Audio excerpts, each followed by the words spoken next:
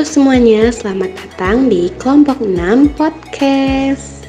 Di sini kita semua mau ngobrolin apa sih teman-teman? Nah, di sini kita mau membahas tentang perlawanan melawan Belanda. Siap-siap ya, karena kita bakal membahas tentang perlawanan Sisingamangaraja 12, perlawanan kerajaan-kerajaan Bali, dan perlawanan Kesultanan Banjar. Enjoy your listening. Sebelumnya, aku mau jelasin dulu nih, apa sih perlawanan Kesultanan Banjar? Nah, itu merupakan perlawanan Belanda yang merupakan salah satu contoh perlawanan rakyat Indonesia yang paling gigih dan berlangsung lama. Perlawanan ini yang dikenal sebagai Perang Banjar atau Perang Banjar Barito berlangsung selama hampir setengah abad. Wah, lama banget ya. Terus pada tahun 1859 meletuslah Perang Banjar, yaitu perang antara Kesultanan Banjar dan pemerintahan kolonial Belanda. Faktor penyebabnya itu terjadi perlawanan rakyat Banjar seperti: pertama, Belanda terlalu mencampuri urusan internal kesultanan. Yang kedua, Belanda memonopoli perdagangan lada, rotan, damar, serta emas dan intan. Yang ketiga, rakyat hidup menderita karena beban pajak serta kewajiban kerja rodi membuka jalan dalam rangka mempermudah akses Belanda ke daerah-daerah pertambangan Belanda. Oh iya, sekitar tahun 1857 juga Kesultanan Banjar mengalami konflik internal terkait ahli waris tahta setelah meninggalnya Sultan Adam gak sih? Iya betul, Belanda menunjuk Pangeran Tamjidillah cucu Sultan Adam menjadi sultan. Namun menurut kalangan istana dan rakyat Banjar, Pangeran Hidayatullah lebih layak menduduki tahta. Pangeran Hidayatullah kemudian diangkat sebagai Mangkubumi pada tahun 1856. Tindakan Belanda semakin meresahkan rakyat Banjar ketika Pangeran Prabu Anom, salah satu putra Sultan Adam, ditangkap dan kesultanan kekuasaan Banjar diambil alih oleh pemerintah kolonial.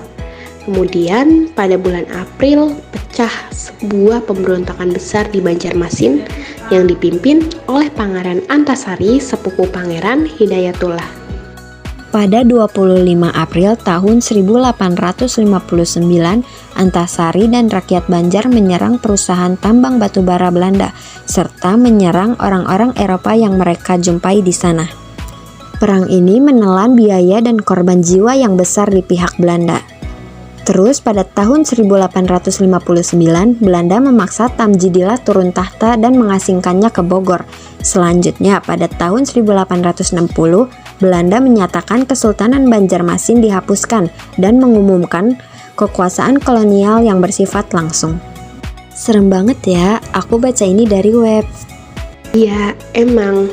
Nah, pada saat yang sama juga, Belanda akhirnya berhasil menangkap Pangeran Hidayatullah dan mengasingkan ke Cianjur. Sepeninggal Hidayatullah, Antasari menjadi pusat kesetiaan kerajaan bagi orang-orang yang anti Belanda hingga wafatnya akibat cacar pada tahun 1682. Tapi pertempuran-pertempuran besar itu masih berlanjut kan sampai tahun 1865? Betul. Namun pada tahun 1905 gugurnya Gusti Maseman kemudian mengakhiri perlawanan rakyat Banjar terhadap Belanda.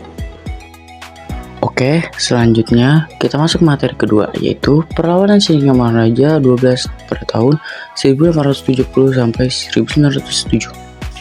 Sisingamangaraja 12 dengan nama lengkap Patuan Busor Sinambela Ginowar Ompu Pulubuto adalah raja di negara Toba dan tokoh penting dalam sejarah perlawanan masyarakat Batak di Sumatera Utara terhadap penjajahan Belanda. Perlawanannya yang berlangsung selama hampir 3 dekade 1878 sampai 1907 menjadi bukti keteguhan semangat rakyat Batak dalam mempertahankan tanah air mereka.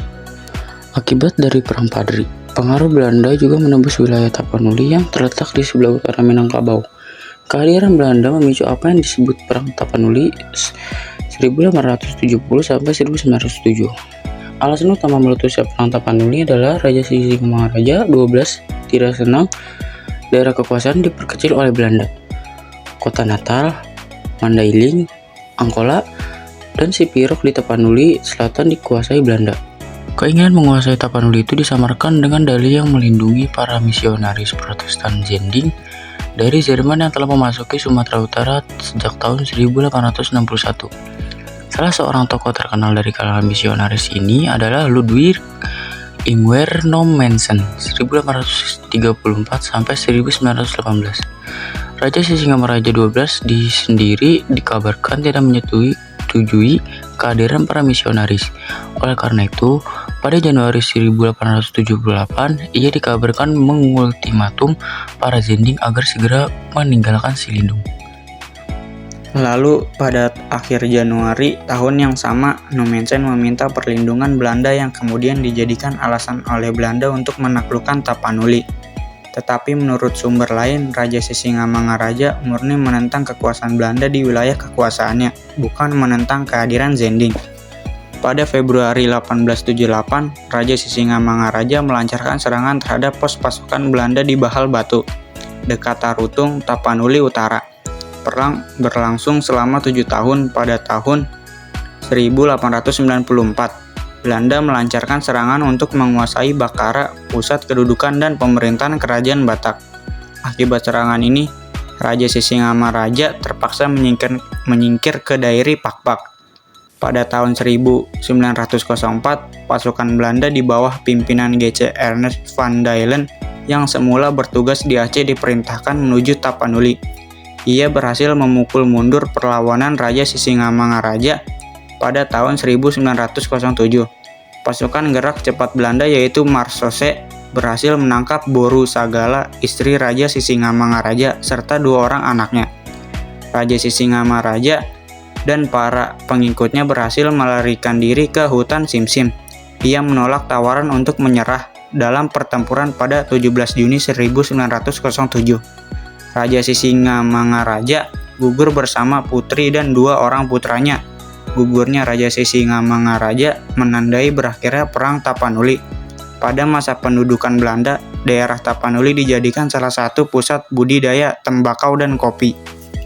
Dan yang terakhir di materi ketiga yaitu perlawanan kerajaan-kerajaan di Bali tahun 1846 sampai 1849. Perlawanan kerajaan-kerajaan Bali melawan Belanda merupakan bagian penting dari sejarah perjuangan rakyat Indonesia melawan penjajahan.